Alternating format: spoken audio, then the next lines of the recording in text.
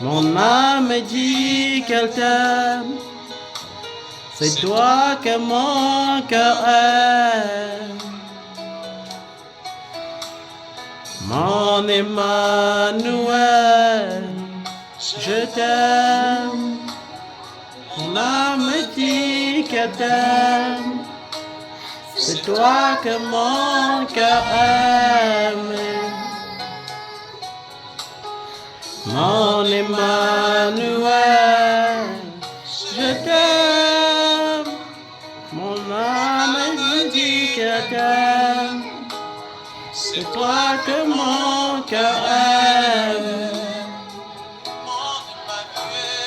Mon Emmanuel.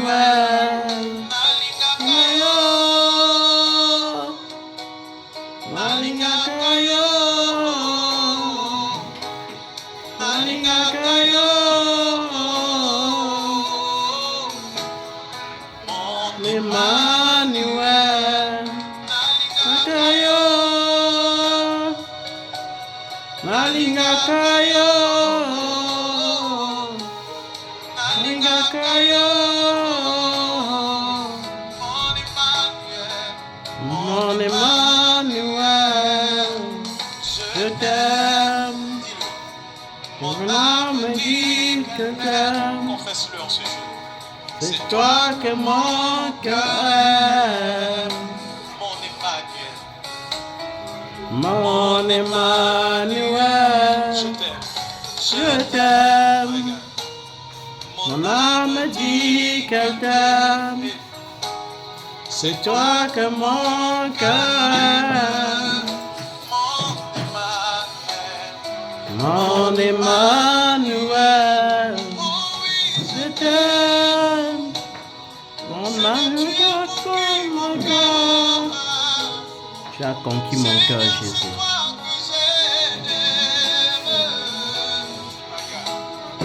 Mon Emmanuel. Est-ce qu'on peut se mettre debout? Alléluia. Que le nom de Jésus-Christ soit glorifié. Que le nom de Jésus-Christ soit exalté.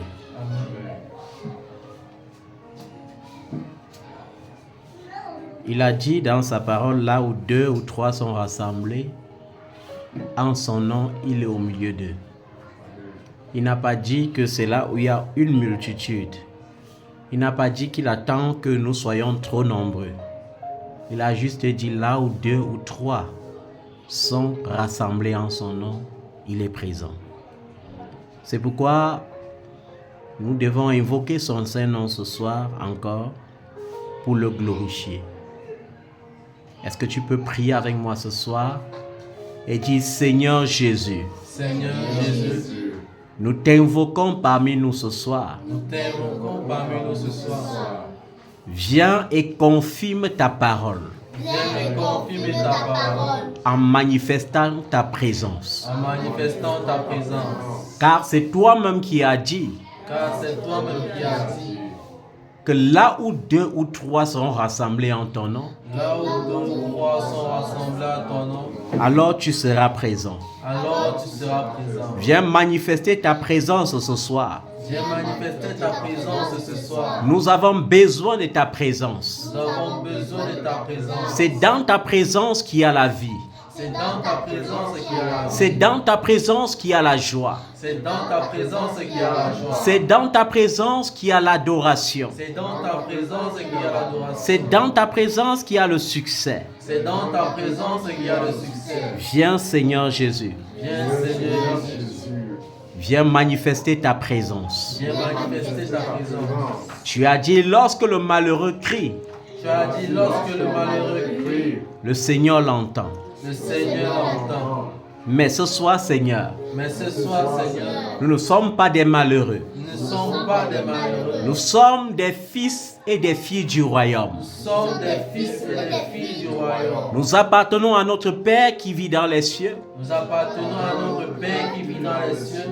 Et Jésus-Christ est notre Seigneur et Sauveur. Et Jésus-Christ est notre Seigneur et Sauveur. Il se tient à la droite du Père. Il se tient à la croix du Père. Il intercède pour nous. Il intercède pour nous. Et lorsqu'il quittait ce monde, Et lorsqu'il quittait ce monde, il a dit, voici, il a dit, voici, je serai avec vous je serai avec tous les jours. tous les jours. Ainsi, le Seigneur n'a pas dit certains jours. Il a dit tous les jours. Jusqu'à la fin du monde. Nous croyons que tu es présent, Seigneur. Nous croyons que tu es présent. Et que tu es présent par le Saint-Esprit. Et tu es présent par le Saint-Esprit. Le consolateur, le paraclet, l'enseignant, l'esprit de sagesse, l'esprit de force, l'esprit de puissance. Saint-Esprit, manifeste-toi. Saint-Esprit, manifeste-toi. Nous avons besoin de toi ce soir. Laisse que ta flamme brûle encore au-dedans de nous.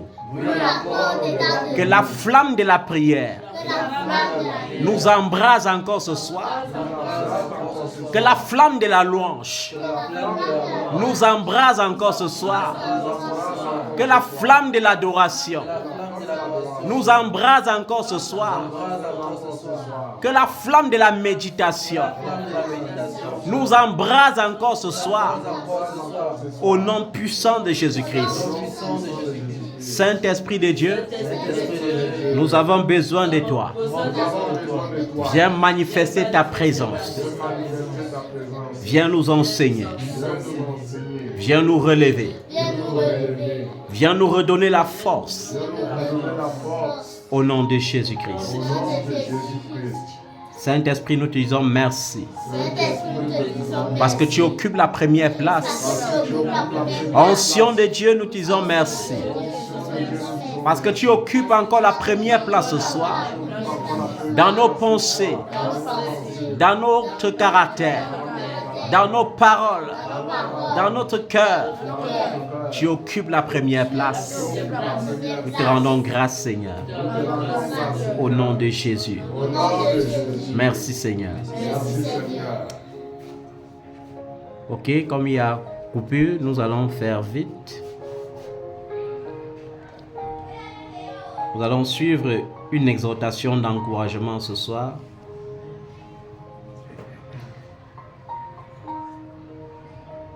Tu as besoin de te relever. Dis avec moi, j'ai besoin de me relever. Être chrétien ne signifie pas vivre une vie sans difficulté. Est-ce que quelqu'un a bien compris ça? Amen. Parce qu'il y a des gens qui ont reçu une évangile qui n'existe pas. L'évangile qui n'est pas celle de la croix n'est pas une bonne évangile. La croix signifie le fardeau. Donc, il y a certains qui ont rempli l'église et qui aujourd'hui sont désespérés parce qu'on les a prêché un Jésus qui est comme un bâton magique. Un Jésus que lorsque tu l'acceptes comme ça, tous tes problèmes disparaissent. Un Jésus que lorsque tu l'acceptes comme ça, tu ne peux plus jamais avoir de difficultés. Mais je t'invite ce soir à comprendre qu'être un chrétien ne signifie pas qu'on ne peut pas connaître des difficultés.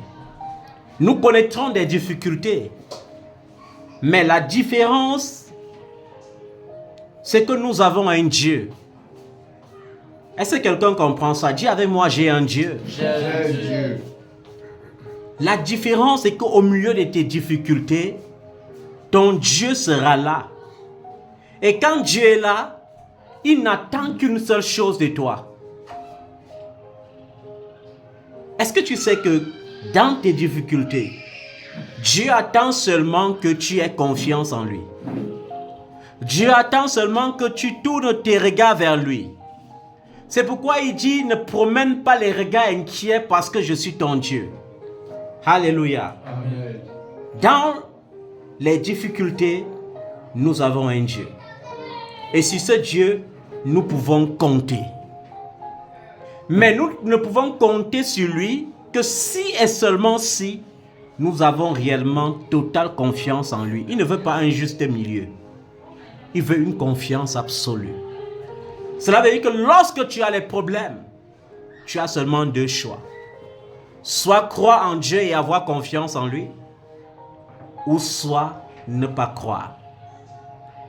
Lorsque tu crois, Dieu te soutient. Et lorsque tu ne crois pas, il te laisse porter tes difficultés toi-même. Parce que Dieu ne peut pas travailler avec nos raisonnements. On l'appelle Dieu parce qu'il est tout puissant. On l'appelle Dieu parce qu'il est l'omniscient. Il siège partout. On l'appelle Dieu parce qu'il est l'omnipotent. Il est plus puissant que tout. Dieu est plus puissant que toutes les difficultés que tu peux rencontrer sur cette terre. Il est tout puissant. Alléluia. Amen. Dieu est plus puissant que tout. Il n'y a aucune question sans réponse devant Dieu. Il a toutes les réponses à nos difficultés, à condition que nous ayons les regards tournés vers lui. Il a dit dans le livre d'Isaïe 30, au verset 15, que c'est dans le calme et la confiance, alléluia, Amen. que sera votre force. C'est dans le calme et la confiance que sera quoi? Votre force. Cela veut dire que peu importe les vents qui vont souffler dans ma vie, peu importe les vents contraires qui vont se lever, peu importe les tempêtes qui vont secouer ma vie, j'ai besoin de rester calme. J'ai besoin de rester comment? Calme. Parce que c'est dans le calme et la confiance que sera quoi? Ma force. Amen. Quelqu'un qui sait qu'il a un Dieu reste calme contre vents et marées. Vous avez vu Jésus dans la barque avec ses disciples. Ce n'est pas qu'il n'y avait pas de tempête. Il y avait la tempête. Amen. Amen. Le vent soufflait. La barque voulait même couler. Mais Jésus dormait paisiblement. Pourquoi? Parce qu'il avait confiance en son Père. Le simple fait de savoir que Jésus a quitté sa vie pour toi. Alléluia. On n'a pas ôté sa vie. Il a donné sa vie de lui-même. Le simple fait de savoir qu'un Dieu a laissé sa divinité, s'est dépouillé pour venir sur la terre pour toi, devrait te faire comprendre que tu n'as qu'une seule chose à faire: avoir confiance en Dieu. Est-ce que tu comprends ça, bien-aimé? Amen. Tu as besoin de rester calme. C'est dans le calme et la confiance que sera votre force. Isaïe 30, verset 15. Rien n'est au-dessus de notre Dieu. Alléluia. Amen. Rien n'est au-dessus de quoi? De notre Dieu. Et aucune question, comme je disais, n'est sans réponse devant lui. Toutes nos difficultés, il les connaît à l'avance. Il fait comment? Il les connaît à l'avance. Et si nous savons que nous servons un Dieu qui connaît le passé, le présent et le futur, alors nous n'avons plus besoin de nous inquiéter. Nous avons juste besoin de nous confier à lui et de dire: Seigneur, tu m'as dit de me décharger sur toi de tous mes soucis. Alléluia. Amen. Tu m'as dit de me décharger sur toi de quoi? De tous mes soucis. Alors, je me décharge sur toi. Alléluia. Amen. Pourquoi est-ce que Dieu, les gens souffrent? Parce que les gens ne se déchargent plus sur Dieu. Quand ils ont des problèmes, plutôt que de se décharger sur Dieu, ils se mettent à réfléchir. Ils se mettent à pleurer. Ils se mettent à se lamenter comme des gens qui n'ont pas un Dieu. Comme des simples païens. Les gens sur cette terre, qu'est-ce qui les intéresse le plus? Ce n'est pas la présence de Dieu. Sur cette terre, tout ce qu'ils désirent, c'est avoir beaucoup d'argent. Parce qu'ils se disent que l'argent, c'est une forme de sécurité. L'argent est nécessaire. L'argent est un serviteur utile. Mais si tu ne prends pas garde, c'est toi qui deviendras le serviteur de ton argent. Alléluia. Amen. Nous n'avons pas besoin d'être des serviteurs de l'argent. Nous avons besoin d'être des mandataires de l'argent. Nous avons besoin d'être des détenteurs de l'argent. Nous avons besoin d'être ceux qui contrôlent les finances parce que Dieu nous a créés avec les finances. Alléluia. L'argent n'est pas une garantie pour le bonheur. L'argent n'est pas une garantie pour le bonheur. L'argent n'est pas quoi? Une garantie pour le bonheur. Alléluia. Jésus-Christ est une garantie éternelle. Jésus-Christ est une assurance éternelle. Alléluia. Présent dans nos afflictions. C'est l'ami le plus fidèle. Il est là lorsqu'il y a la tristesse, il est là lorsqu'il y a la joie. Et quand il y a la tristesse, il donne la joie. Et quand il y a la joie, il rend la joie parfaite. Le simple fait de le savoir devrait nous amener à le chercher davantage, à nous accrocher davantage à lui. Alléluia. Amen. Devant le Seigneur notre Dieu, il n'y a aucune question qui puisse rester sans réponse. Il nous l'affirme dans Jérémie 33 au verset 3. Alors, bien-aimé, tu as besoin de confier entièrement ta vie au Seigneur. Même lorsque tu n'as plus aucun but, même lorsqu'il n'y a plus d'issue, même lorsque tu ne sais plus quoi faire, ça doit être l'occasion pour toi de faire comment? De te confier davantage au Seigneur et de lui confier entièrement ta vie. Il y a les enfants de Dieu qui n'ont Dieu que comme sauveur. Ils ne l'ont pas comme Seigneur. Ils invoquent Dieu seulement quand ils sont dans les difficultés. Ils invoquent Dieu seulement lorsqu'ils ont des problèmes. Mais une fois que le problème est réglé, alors ils disent Dieu, on prend un peu de congé. Ça ne devra pas être ainsi. Dieu doit être dans ta vie chaque jour et à chaque instant. Alléluia. Amen. Si tu n'avais pas encore confié entièrement ta vie au Seigneur, confie-lui entièrement ta vie. Parce que si tu confies ta vie aux hommes, tu vas savoir que les hommes sont des mortels et qui vont mourir. Il y a des enfants de Dieu qui avaient confié leur vie à leur leader. Et aujourd'hui, leurs leaders sont morts et enterrés. Alléluia. Amen. Il y a des gens qui ont confié leur vie au leader. Tu dois confier ta vie au Seigneur Jésus-Christ. La seule chose que tu peux faire vis-à-vis de ton leader, c'est de l'honorer. L'adoration, c'est pour notre Seigneur Jésus-Christ seul. Amen. Amen. On ne confie pas sa vie aux mortels. C'est pourquoi il est écrit, il arrivera malheur à ceux-là qui se confient aux hommes. Est-ce que tu comprends ça, bien-aimé? David, qui est comme la symbolique du cœur de Dieu, l'exemple de l'amour parfait, qu'est-ce qu'il dit? Il dit, l'Éternel est mon aide. Que peuvent me faire les hommes? Lorsque mes adversaires sont nombreux, je m'écris, loué soit l'Éternel. Et aussitôt, je suis délivré de toutes mes détresses. Le Seigneur s'est délivré de la détresse tout homme pieux qui crie à lui. Est-ce que tu comprends ça, bien-aimé? Dieu a le pouvoir de redonner un sens à ta vie. Il a le pouvoir de réécrire ton histoire. Est-ce que tu comprends ça? Le Seigneur a le pouvoir de donner un sens à ta vie. C'est pourquoi je dis, même lorsque tu ne trouves plus de but, même lorsque tu vois que toutes les portes sont fermées, confie-toi seulement entièrement à l'Éternel. Il te secourira. Il n'y a rien qui lui soit il n'y a rien qui lui est impossible. Tout est possible à l'Éternel notre Dieu.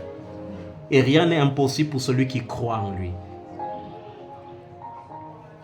Dieu peut faire pour toi au-delà de ce que tu penses et au-delà de ce que tu lui demandes même.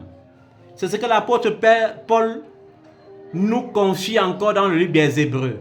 Il dit, car ton Dieu a le pouvoir de te donner au-delà de ce que tu penses et au-delà de ce que tu demandes. N'est-ce pas merveilleux de voir que Dieu connaît même ce que nos pensées désirent avoir? Cela devrait être l'assurance de l'approcher davantage, L'assurance de l'adorer davantage. L'assurance de le glorifier davantage.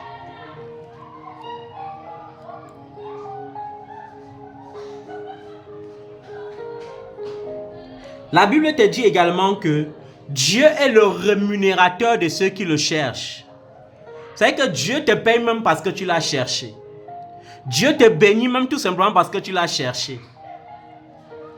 Ça devrait être l'occasion pour chacun de dire, waouh, si j'ai un Dieu qui est capable seulement de me bénir parce qu'il l'a cherché, il faut que je le cherche.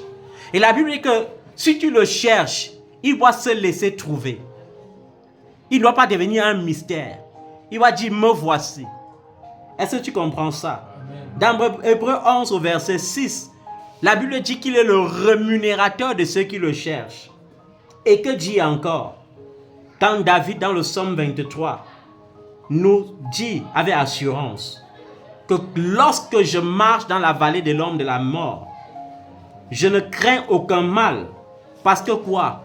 Parce que la houlette et le bâton de mon Dieu me rassurent. Il a dit dans le psaume 23 au verset 4, lorsque je marche dans la vallée de l'ombre de la mort, la vallée de l'ombre de la mort n'est pas seulement cet épisode de ta vie où tu te trouves dans le coma et tu te mets à te balader dans l'obscurité. Même ce monde déjà dans lequel tu vis est déjà comme la vallée de l'ombre de la mort, parce que la Bible dit que nous sommes comme des brebis au milieu de quoi? Des loups. Est-ce que les loups, lorsqu'ils voient les brebis, ils les acclament? Lorsque les loups voient des brebis, ils veulent les dévorer. Mais c'est avec ta assurance que nous vivons dans ce monde. Parce que nous savons que sa houlette et son bâton nous rassurent. Et il y a encore quelque chose de merveilleux que tu devrais savoir. Ne même pas craindre la mort. Pourquoi? Parce que la mort ne pouvait pas retenir Jésus. La mort ne peut pas retenir tes bénédictions, ni le séjour des morts. Est-ce que tu comprends ça, bien-aimé? La mort ne peut pas te séparer du plan de Dieu pour ta vie. Dieu a un plan merveilleux pour toi. Un plan que même la mort ne peut pas retenir. Pourquoi? Parce que Jésus a vaincu la mort. La Bible dit, la mort a été engloutie dans la victoire. Où est l'aiguillon de la mort? Jésus a vaincu ces choses, bien-aimés. Il ne faut pas que tu sois cet enfant qui commence à renoncer aux rêves. Les enfants qui n'ont plus le courage de rêver. Les enfants qui n'ont plus le courage d'avancer vers leurs rêves. Mais je vais vous dire, un rêve qui reste sans action n'est qu'un vent qui passe. Lorsque tu rêves, il faut oser. Lorsque tu rêves, il faut agir. Bien-aimé, plusieurs renoncent à leurs rêves. Tout simplement parce qu'ils ont peur de tout perdre. Ils ont peur de dire, je dois avoir l'audace d'essayer. Mais lorsque tu sais que tu as un Dieu qui est avec toi pour réaliser tes rêves, ça devrait t'encourager à oser. Ça devrait t'encourager à te lever et à agir pour vivre tes plus beaux rêves. Parce qu'au ciel, tu ne vivras plus les rêves. J'aime dire à quelqu'un qu'au ciel, on ne se marie plus. J'aime dire à quelqu'un qu'au ciel, on n'enfante plus. C'est pour ça que les pharisiens qui n'avaient rien compris du royaume des cieux et qui étaient des prétendus enseignants de la théologie de l'époque, lorsque Jésus a pris la parabole de la loi de Moïse qui dit que lorsqu'un frère meurt sans laisser d'enfant, son frère, qu'il soit aîné ou cadet, est obligé de prendre sa femme pour former une postérité à son frère. Qu'est-ce que les pharisiens avaient pensé de ça? Ils ont dit, Seigneur, il y avait un papa qui avait ses 7 fils. Le premier a épousé une femme. Il est mort, il a laissé veuve sans enfant. Le deuxième est venu, il est aussi mort sans laisser d'enfant. Les 7 sont passés, personne n'a eu d'enfant. Ils ont posé une question qui n'avait pas lieu de se poser à Jésus. Maintenant, au royaume des cieux, elle sera la femme de qui des 7? Est-ce qu'elle sera la femme de tous les 7? Vous voyez comment les gens s'égaraient parce qu'ils ne comprenaient rien là, du royaume des cieux. Dans le royaume des cieux, on ne se marie plus. On se marie sur la terre. On enfante sur la terre. On construit les maisons sur la terre. La Nouvelle Jérusalem a été déjà bâtie. Nous n'avons plus besoin de dire je vais bâtir quelque chose. Non. Alléluia. S'il faut orner ta maison dans le ciel, ce sont les œuvres de ta foi qui poussent les anges à embellir ta maison au ciel. C'est la seule chose que tu peux faire. Tu n'iras pas au ciel pour bâtir une maison. Au ciel, on ne prend plus les avions. Au ciel, on ne prend plus les voitures. Au ciel, il y a beaucoup de choses qu'on ne fait plus. Au ciel, on ne peut plus avoir ni froid ni chaud. Au ciel, je ne sais même pas, on est revêtu de la robe d'allégresse que notre Seigneur a donnée. Il n'y a plus de costume au ciel. Est-ce que tu comprends ça, bien-aimé? Il faut oser. Il faut faire comment? Il faut oser. Parce que si tu ne te lèves pas pour oser, si tu ne te lèves pas pour agir, à un moment donné, tu vas te rendre compte que tu as vécu pour rien. Qu'est-ce que la Bible dit par rapport à la pauvreté? On dit que si quelqu'un naît et meurt pauvre, alors il a vécu pour... Il a existé pour rien. Alléluia. C'est pourquoi vous voyez les gens ont peur de la pauvreté. Au point que lorsqu'on les vend les huiles, on dit que c'est l'huile de la prospérité. Ils sont obligés d'aller acheter. Parce qu'ils ont peur de la prospérité. Ils ont peur de la pauvreté. Or, la clé de la prospérité, c'est quoi?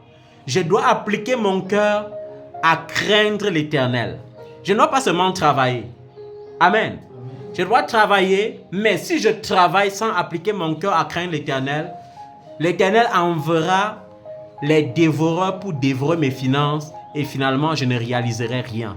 Mais si j'applique mon cœur à la crainte de l'Éternel, la conséquence, c'est que l'argent et la gloire me poursuivront.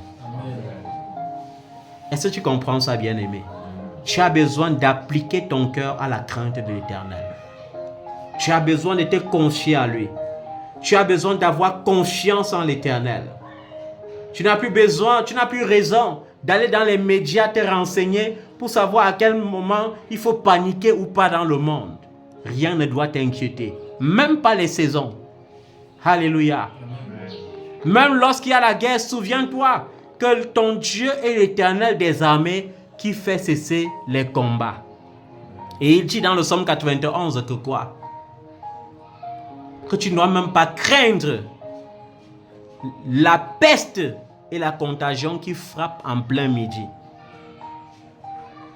Il dit 1000 tomberont à ta gauche et 10 000 à ta droite. Mais aucune flèche, aucune de ces balles ne t'atteindra. Et il te donne encore même plus d'assurance. Il dit aucun fléau ne s'approchera de ta tente. C'est que le Seigneur te donne même la garantie de te préserver des fléaux, de te préserver des maux de ce monde. Et plus encore, il veut te préserver même des accidents. C'est pourquoi tout dans le psaume 91, il dit « J'ai donné des instructions à mes anges à ton sujet. Ils te porteront dans leurs mains pour que ton pied ne heurte pas contre une pierre. » Ça veut dire que même ces pierres sataniques qu'on place sur ton chemin pour provoquer les accidents sont nulles et sans effet. Je ne sais pas comment tu peux lire dans Isaïe 54 que toute arme forgée pour te nuire sera sans effet. Tu vis toute l'année sans paniquer, mais dès que novembre sonne, tu commences à paniquer. Lorsqu'il faut aller dans ton village, tu paniques. Il y a les sorciers là-bas.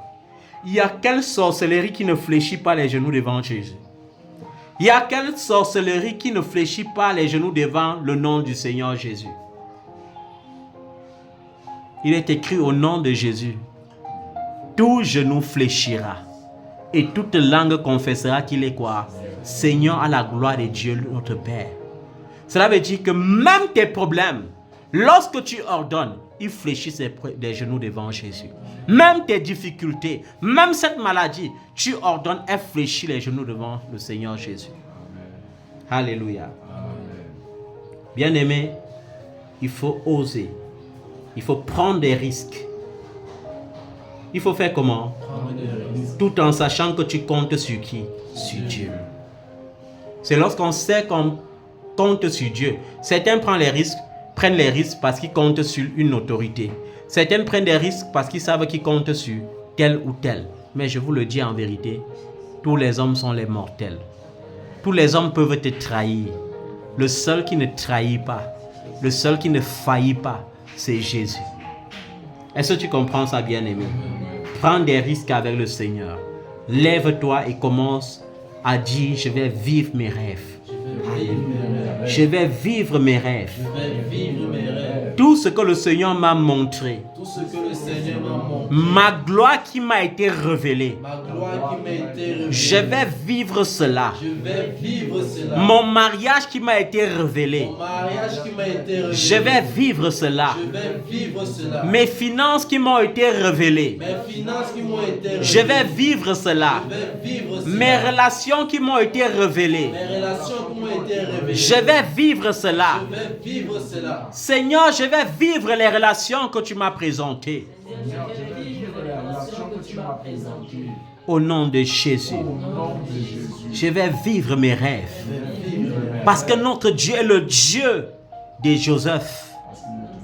Même la jalousie des frères de Joseph ne pouvait pas empêcher à Joseph de vivre la gloire. Lorsque Dieu te montre une gloire et que tu commences à présenter au monde, monte, tu descends, il y aura toujours des jaloux.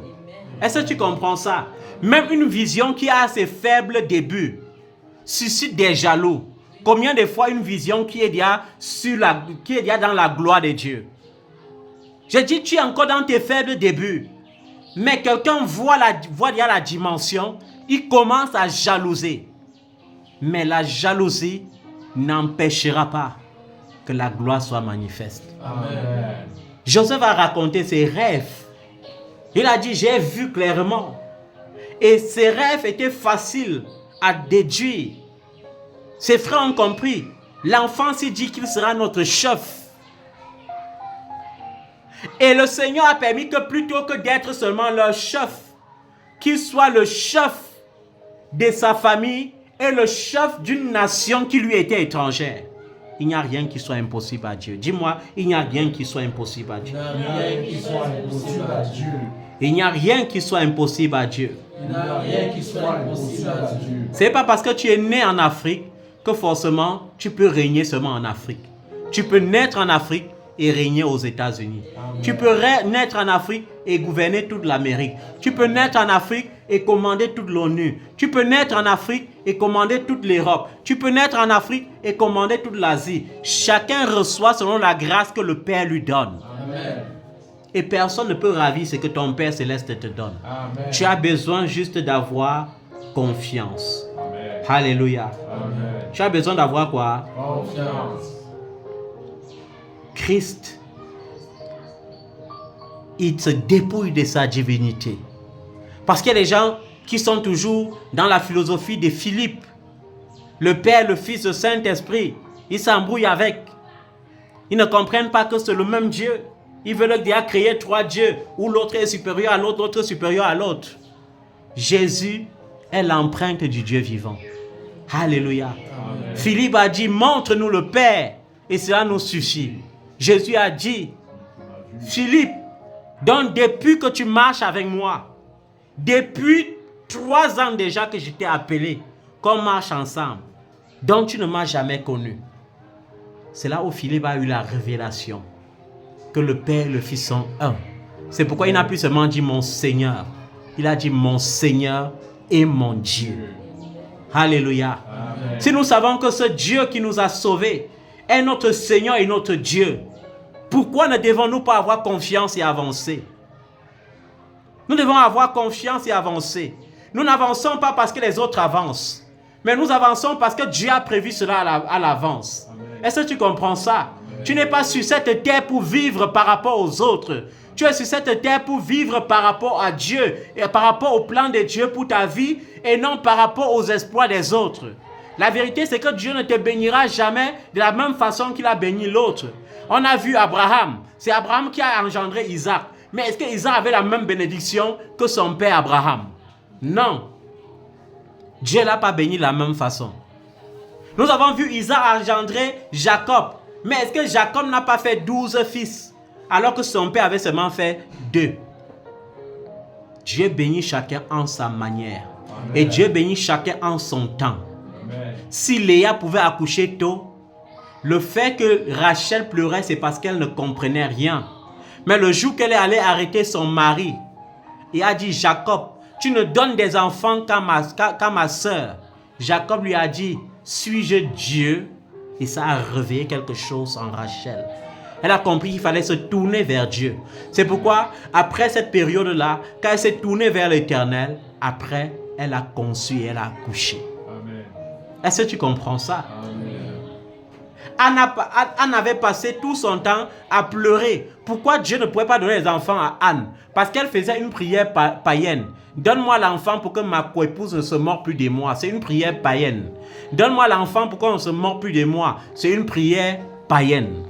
Est-ce que tu comprends ça? Mais le jour qu'elle a compris le principe, Seigneur, donne-moi un enfant qui va te servir. Dieu l'a béni. Il y a beaucoup qui n'ont pas d'argent parce qu'ils disent, Seigneur, comme je suis pauvre là et comme je te sers, donne-moi l'argent pour que les gens ne se mordent plus de moi. Donne-moi l'argent pour que ma famille sache qu'ils te servent. Dieu n'a pas besoin de ça. Est-ce que tu comprends ça? Avec le Seigneur, lorsqu'on a confiance, on ne le prie plus comme des païens. On ne le prie plus religieusement. On le prie comme il doit trouver son intérêt dans ça. Dans chaque demande que tu fais et qui doit aller dans l'intérêt de Dieu, Dieu te bénit automatiquement. C'est pourquoi lorsque Salomon a répondu, Seigneur, donne-moi la sagesse. Il n'a pas dit que donne-moi la sagesse pour que je sois le plus grand du monde. Il n'a pas dit que donne-moi la sagesse pour que j'épate le monde avec. Il a dit, donne-moi la sagesse pour que je puisse paître quoi? Ton peuple. Et Israël était le peuple de Dieu. C'est pourquoi Dieu a dit à Salomon, ta demande me plaît. Et en plus de la sagesse, je vais te remplir d'intelligence. En plus de la sagesse et de l'intelligence, je vais te donner des richesses que personne n'a jamais eues avant toi et que personne n'aura jamais après toi. C'est pourquoi la richesse de Salomon était abondante. Quand tu fais le résumé de ce qu'on mangeait chez Salomon par jour, quand tu budgétises, ça peut dépasser 100 millions. Je dis par jour. La Bible dit que l'or dans sa maison était devenu aussi courant que de l'argent.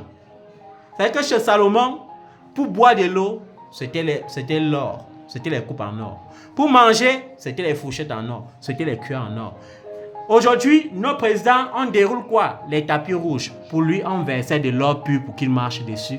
Parce que l'or, pour lui, c'était rien du tout. Et le Dieu que tu pries, ce n'est pas un Dieu étranger. C'est le même Dieu qui a fait des exploits dans les vies du passé. Pour que tu comprennes qu'il est Dieu. Si les générations passées rendent très haut le témoignage de la fidélité de Dieu, c'est pour que tu comprennes que sa fidélité, Dieu a toujours. C'est pour que tu comprennes qu'il ne change pas. C'est pour que tu comprennes qu'il est capable de le faire aussi pour toi. Est-ce que tu comprends ça, bien-aimé? L'Éternel combattra pour toi. C'est pourquoi il pouvait dire ce verset que j'aime beaucoup, dans Exode 14, verset 14. C'est pourquoi l'Éternel combattra pour toi et tu garderas quoi? Le silence. Peu importe que les gens se moquent, peu importe que les gens se raillent, peu importe la situation. Oh, tu as 40 ans, tu n'as pas d'enfant, tu as 50 ans, tu es célibataire, tu crois que qui peut encore t'épouser? Tu vas mourir célibataire. Peu importe ce que les gens vont dire, les gens auront toujours à dire. Ce qui est sûr, c'est que sur cette terre, la chose que les hommes connaissent plus faire, c'est bavarder. Personne ne connaît tenir sa bouche en bride. Ça veut dire que lorsque tu es riche, on te calomnie. Aujourd'hui, quand tu es moyen, tu te bats pour manger, les gens te calomnient. Vrai ou faux? Demain, si tu commences à manger et à partager, ils vont dire que tu es entré dans les sectes. les gens auront toujours à dire. Tu es maigre, ils vont te critiquer. Tu es gros, ils vont te critiquer. Tu es géant, ils vont te critiquer. Tu es court, ils vont te critiquer. Pourquoi? Parce que c'est la nature des hommes. Mais le Seigneur te dit de garder le silence. Parce que lui-même combattra pour toi. Amen. Le Seigneur te dit de garder le silence parce que lui-même, il s'élèvera comme un vaillant héros pour renverser tes adversaires. S'il n'y a pas autant de personnes qui se moquent de toi, c'est que ton miracle ne peut épater personne. Quand il y a beaucoup de détracteurs, il y aura aussi beaucoup d'admirateurs. C'est pourquoi Jésus était admiré. Quand les pharisiens l'ont vu enseigner avec autorité, ils ont dit, mince, d'où lui vient cette sagesse? N'est-ce pas le fils du charpentier? N'est-ce pas ses frères et ses sœurs sont ici parmi nous? Il n'a jamais été à l'école. Un fils d'un simple charpentier. D'où lui vient cette sagesse? Alléluia. Amen. Il y aura des gens qui vont dire, comment ça s'est passé? C'est pourquoi lorsque Jésus ressuscite des morts, quel est le témoignage de l'ange? Pourquoi cherchez-vous celui qui est vivant parmi les morts? Il n'est plus ici. Alléluia. Amen. Il n'est plus ici. À un moment donné, on dira, il n'est plus dans ce camp. Il a déménagé. Alléluia. Amen. Il n'est plus dans cette nation. Il va de nation en nation. Il n'est plus célibataire, il est marié. Est-ce que tu sais qu'elle a fait les triplés? Est-ce que tu sais qu'elle a fait les jumeaux? Est-ce que tu sais que cette femme-là, qui avait déjà fait 4 ans dans le mariage, 5 ans, 6 ans, 7 ans, sans enfanter, est-ce que tu sais que désormais, cette même femme a fait des triplés? Il n'est plus ici. Lorsque tu as confiance en l'Éternel, tu n'as plus peur de ce qu'on te détracte ou pas. Tu sais que tu avances. Tu sais que Dieu a réservé pour toi de l'avenir et de l'espérance. Tu sais que le Seigneur a un plan merveilleux pour toi. Tu sais qu'il a dit qu'avant que tu ne naisses, il te connaissait déjà. Il t'avait déjà établi prophète des nations. Il avait déjà ouvert son livre. Il avait même déjà compté tes jours dans son livre. Tu n'as pas besoin de craindre. Tu as besoin d'avoir confiance en l'Éternel. Alléluia. Est-ce que tu peux te mettre sur tes pieds?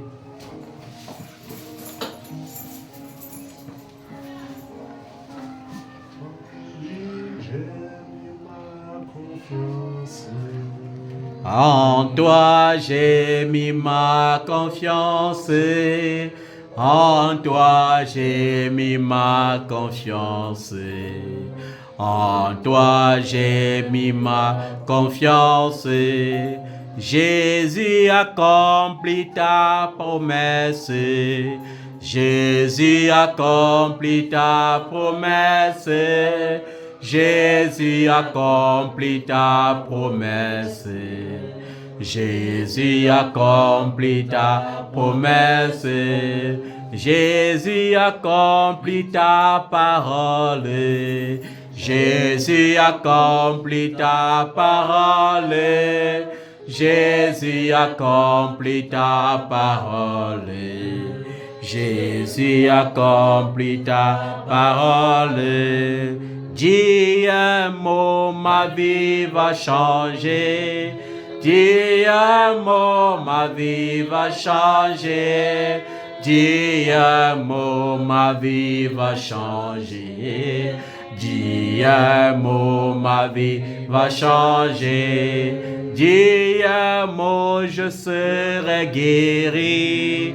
Dis un mot, je serai guéri. Dis un mot, je serai guéri. Dis un mot, je serai guéri. Dis un mot, je serai béni. Dis un mot, je serai béni. Dis un mot, je serai béni. Dis un mot, je serai béni. Seigneur, nous déclarons que nous avons confiance en toi. Amen. Et parce que nous avons confiance en toi, Seigneur, nous ne voulons plus nous arrêter, mais nous voulons avancer. Parce que nous savons, Seigneur, que nous ne marquons pas un pas sans toi.